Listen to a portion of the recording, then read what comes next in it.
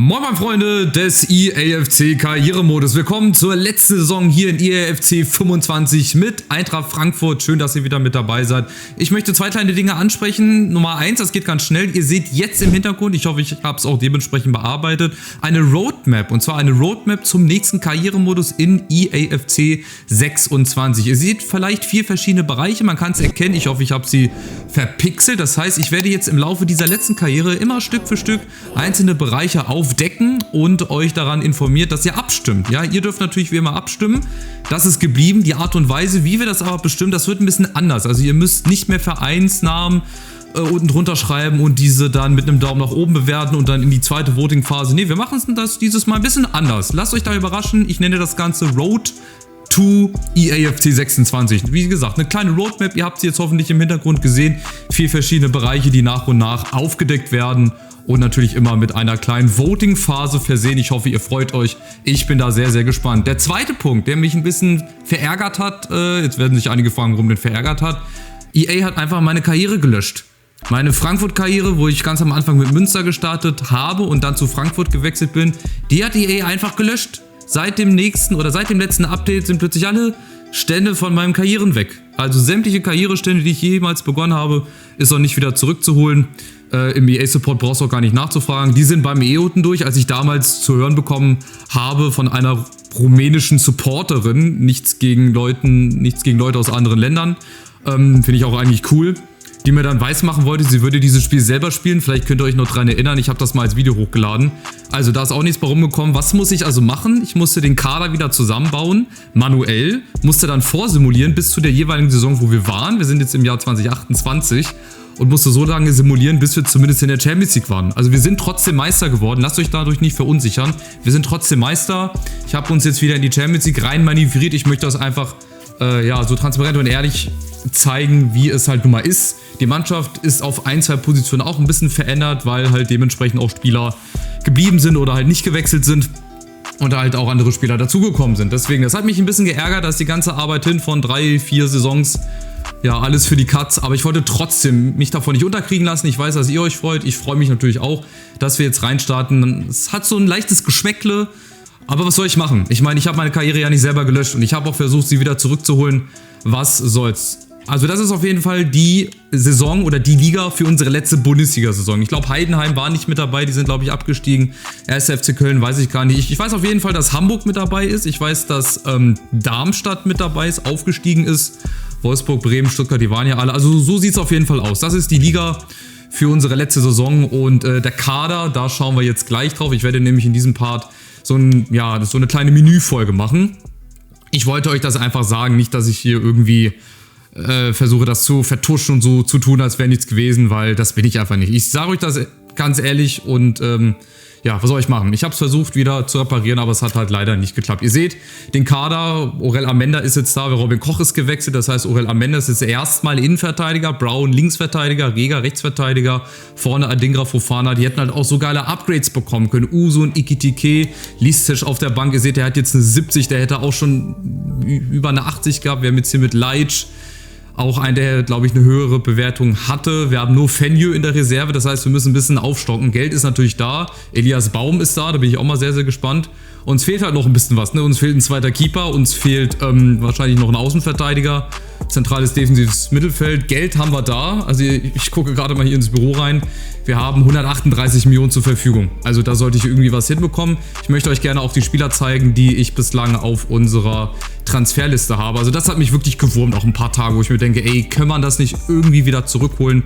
Auch wenn es nur für die eine Saison ist, aber ihr müsst euch mal vorstellen, 4 Saisons, 4 Karrieren spielt man, 3 mit Münster, eine dann mit Frankfurt, baut sich ja alles zusammen und die EA meint einfach, jo, das können wir auf jeden Fall schlechter. Also mir war ja bewusst, dass diese Firma schlecht ist, aber es geht einfach noch schlechter. Wirklich. Deswegen. Aber wir lassen uns nicht davon unterkriegen. Ich habe ein paar Talente wieder auf unsere Transferliste hier draufgepackt. Die mir natürlich rausgestoßen sind, sind einmal Nick Meyer von Dortmund und Calvin Simon. Das sind beides große Innenverteidiger. Die kosten natürlich auch dementsprechend viel Geld. Ich will natürlich nicht nur mich auf der Verteidigerposition verstärken. Muss natürlich auch gucken, wo ich ja anderweitig dann Spieler herbekommen. Aber es ist halt echt schwer. Je länger man in dieser Saison drin ist oder in dieser Karriere, desto schwerer wird es auch, diverse Leute zu bekommen. Ihr wisst das einfach. Und ja, es geht also los mit dem Auswärtsspiel bei Marseille. Dann haben wir den FC Augsburg. Die Bayern kommen auch schon ganz schön früh. Auswärts beim VfB zuerst, dann auch auswärts in Dortmund, auswärts in Leverkusen. Also wir haben in der Hinrunde quasi die ganzen Kracher erstmal auswärts, bis auf Leipzig. Die haben wir zu Hause in Darmstadt. Ich glaube, die haben auch ihr echtes Stadion. Das Böldenfalltor, ist das schon dabei? Ne, ich glaube noch nicht. Mal gucken, vielleicht ist es ja zu EA FC 26 mit dabei. Wenn das nicht schon gelöscht worden ist wieder, ich weiß es nicht. Ich könnte ein Buch drüber schreiben, wirklich. Ich könnte ein Buch drüber schreiben, welche Fehler, wie viel Potenzial da drin steckt. Müsste ich mal machen, einfach in ChatGPT eingeben oder so, weiß ich nicht. So, ich möchte jetzt in dem Part auf jeden Fall versuchen, mal eine bzw. 2 Spieler zu holen, damit ihr mal eine super Transferverhandlungen hier seht. Also auf jeden Fall für die Innenverteidigung. Ja, Orel Amenda wird dann auf die Bank wandern. Das heißt, wir gehen jetzt mal gucken und spontanerweise würde ich mir natürlich den günstigeren holen wollen. Und zwar wäre das in dem Fall Calvin Simon. Der hat einen Marktwert von 35 Millionen, eine Klausel, heißt jetzt nicht mehr Freigabesumme, Klausel von 61,2 Millionen. Des Weiteren, ihr seht das ja, so hier und da Linksverteidiger, Talent Quiroga, Pass für die Linksverteidigerposition, Gabriel Cruz für die rechte Seite, ja, für Rega, Lars Adam kann auch rechts und links spielen, vorne Joseph Gilles, ich hoffe, den spricht man so aus, und Josef Sacco, das werden alles richtig gute Spieler. Natürlich jetzt nicht mehr in dieser Karriere. In der Karriere muss ich jetzt zusehen, dass ich wirklich einen guten Kader auch für die Champions League zusammenkriege. Deswegen versuche ich jetzt mal bei Calvin Simon zwischen 45 und 56 Millionen. Nein, wir beginnen natürlich die Vereinsverhandlungen. Und ich werde jetzt versuchen, das hier ja, so gut wie es geht rumzukriegen. Ich hoffe trotzdem, ihr bleibt noch mit dabei. Die neuen Trikots sind jetzt hier noch nicht implementiert. Ja, die Umfrage ist aber schon gelaufen. Also ihr werdet sehen können, welche neuen Trikots wir haben. Hier noch mit den alten Trikots. Und ich bin einfach gespannt. Ich hoffe, ihr freut euch trotzdem. Ihr seid trotzdem mit dabei. Jetzt erst recht. Jetzt müsste ich so eine Kampagne starten. Jetzt erst recht. Ja, EA, die können mir noch so sehr die Karriere hier versauen. Ich lasse mich davon nicht unterkriegen. Wir fangen jetzt einfach mal an. In meiner Art und Weise mit 45 Millionen wird wahrscheinlich zu viel sein. Der hat einen Marktwert von 35,5 Millionen. Ein bisschen über Wert. Gucken wir mal, die waren 46,1 haben mit dieser Weiterverkaufsgebühr. Ja, mache ich. Da könnte ich jetzt auch noch ein bisschen verhandeln. Aber ich brauche ja einen Innenverteidiger. Von daher muss ich da auch ein bisschen Geld für hinlegen. Und gerade wenn ich hier die Bayern ein bisschen schwächen kann. Es wird jetzt die nächsten Saisons nur noch mit solchen Jugendspielern funktionieren, die so neu generiert sind, die unechte Gesichter haben. Auch da ist ganz viel Potenzial drin. Mich sollten sie einfach einstellen. Ich erkenne dieses Potenzial, weil ich einfach 15 Jahre dieses Spiel spiele und weil ganz viele Sachen weggenommen worden sind. Das kannst du dir nicht ausdenken. Du darfst gar nicht überlegen, was das für ein Spiel werden könnte. Das würde sich noch mehr verkaufen als GTA 6. Safe. Also wenn dieses Spiel wirklich ein paar vernünftige Leute hätte, das Spiel würde sich einfach besser verkaufen als GTA 6. So, wir haben jetzt hier einen 5-Jahres-Vertrag. Freigabesumme übergehe ich mal. Bauen sie natürlich mit ein bei so einem jungen Mann. 84,3 Millionen. Das wird in diesem Jahr eh niemand zahlen können. Also akzeptieren ist okay. Und dann gucken wir mal, was hat er momentan für ein Gehalt? Ja, runden wir mal auf 50.000. Hier geht das eigentlich relativ fix. Du brauchst eigentlich nur ein bisschen mehr Gehalt machen. 10.000 bei Einstiegsboni. Wenn sie nicht noch selbstständig was verändern, ansonsten bleibt das eigentlich immer gleich, jo. Also ihr seht, wenn ihr selber nicht so Verhandlungskünstler seid wie ich, ein bisschen über Gehalt bieten, 10.000 Euro bei Einstiegsboni und ratzfatz habt dann einen neuen Spieler. Die Szene hier, die überspringe ich auch, das ist auch, wie gesagt, immer dieselbe. Auch das ein Verbesserungsvorschlag für mich, von mir selber an EA. Einfach mal ein paar neue Szenen mit rein. Gibt natürlich auch ein A. Also perfekt verhandelt, was wollt ihr? Bin besser als Markus Krösche, besser als Max Eberl und wie sie nicht alle heißen. Fabrizio Romano wäre stolz auf mich. So, damit haben wir schon mal eigentlich eine respektable Innenverteidigung, wenn ich jetzt den Typen reinmache. Jetzt ist natürlich die Frage, ob ich noch einen echten Spieler hole, ob ich mir den leisten kann. So, Simon rein. Die Verteidigung, Rechtsverteidiger, einen zweiten Keeper auf jeden Fall. Da muss ich auf jeden Fall ein bisschen Geld für lassen. Zweiten Keeper brauche ich. Ja, und wie gesagt, vorne, das ist so ärgerlich. Die 4 vorne, die hätten locker ein Upgrade bekommen. Adingra, Fofana. Ich habe natürlich die meisten Spiele simuliert. Also ich habe jetzt nicht jedes Spiel gespielt wie ein Wahnsinniger, sondern ich habe natürlich simuliert und immer gehofft, dass ich zumindest Vierter werde in der letzten Saison, dass wir die Champions League erreichen, dass es zumindest ein bisschen realitätsnah und realistisch ist und so eine kleine Anknüpfung hat von der letzten Saison. Aber gut, was willst du machen? Wir werden uns jetzt wahrscheinlich nochmal umgucken nach einem Keeper und ZOM Stürmer haben wir eigentlich Duo.